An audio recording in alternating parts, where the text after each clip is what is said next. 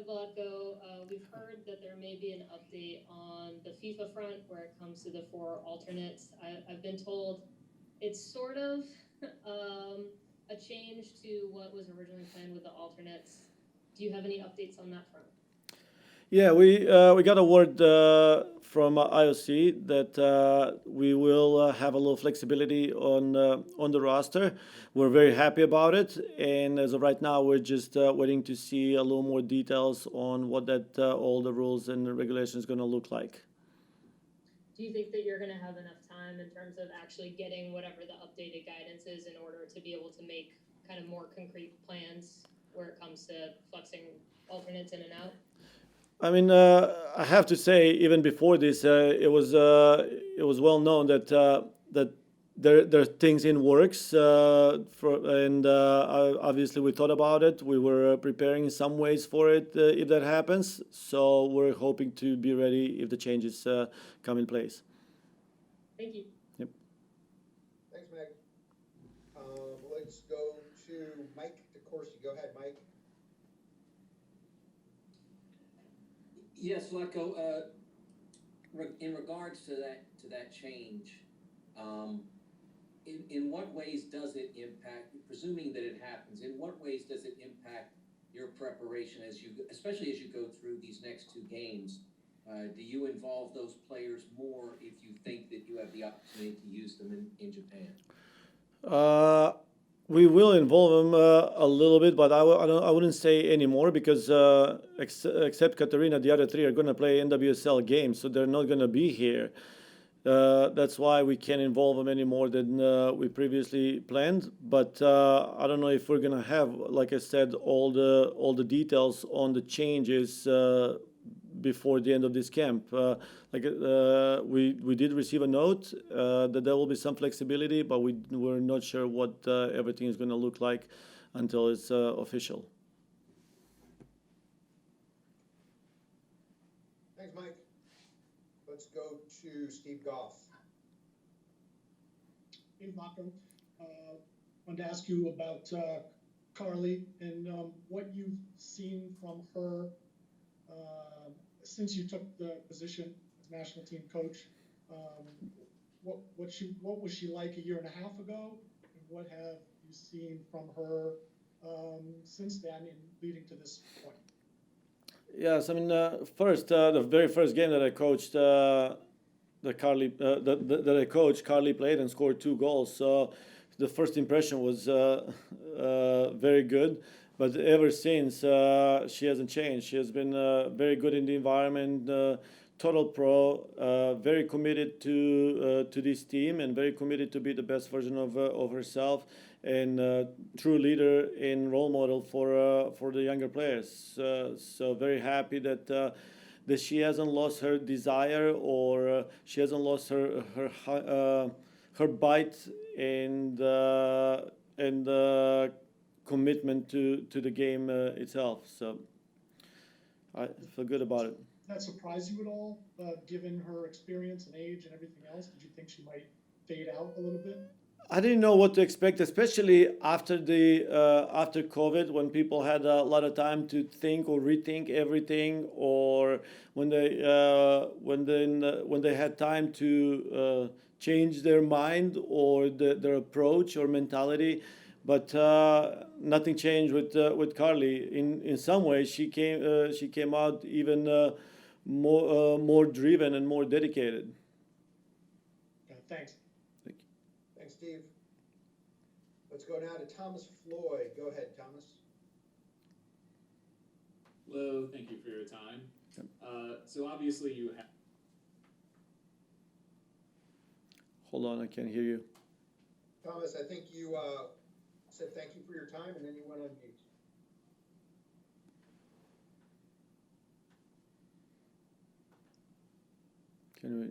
Someone needs to unmute him, I think.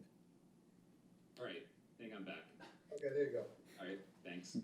So obviously you have tough decisions all over the field. I wanted to ask specifically about the midfield. When you look at the different combinations of players you have at your disposal this summer, just what are you taking into account when you make those tough choices with the lineup in Tokyo?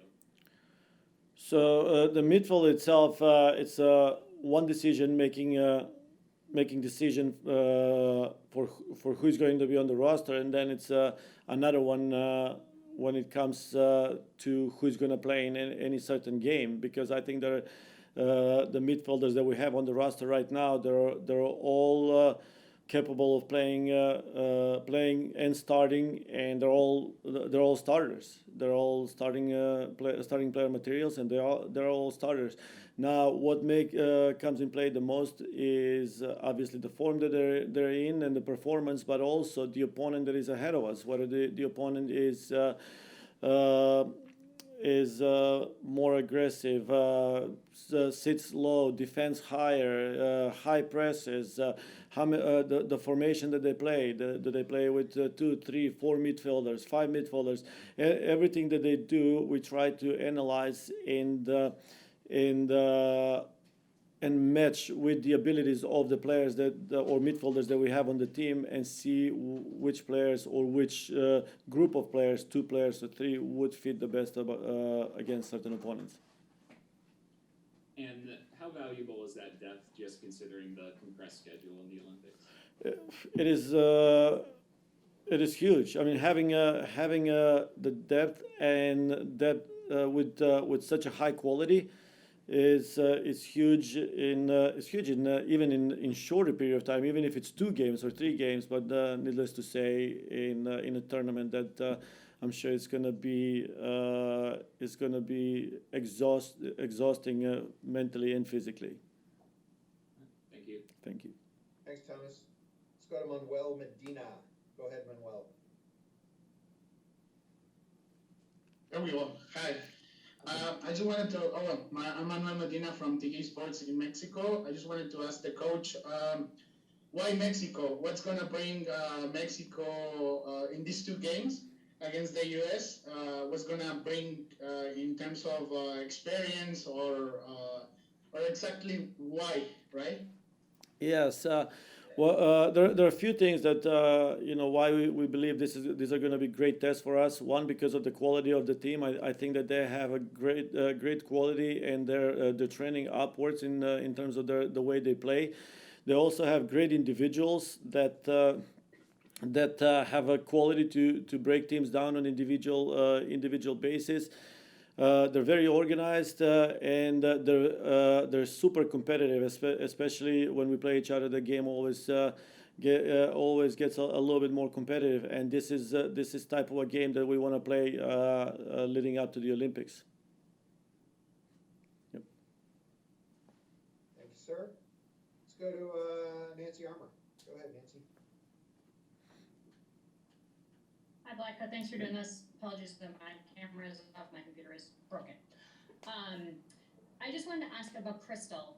She has such flexibility or versatility, and I'm wondering how invaluable that is on a team like that, especially at a position that has been, kind of troublesome finding somebody for quality the last couple of cycles. So Crystal versatility is what makes her special. I mean, the fact that she can play with drone, or she's a super good defender, but also can break teams down on the attacking side is a quality that not many players in the world have.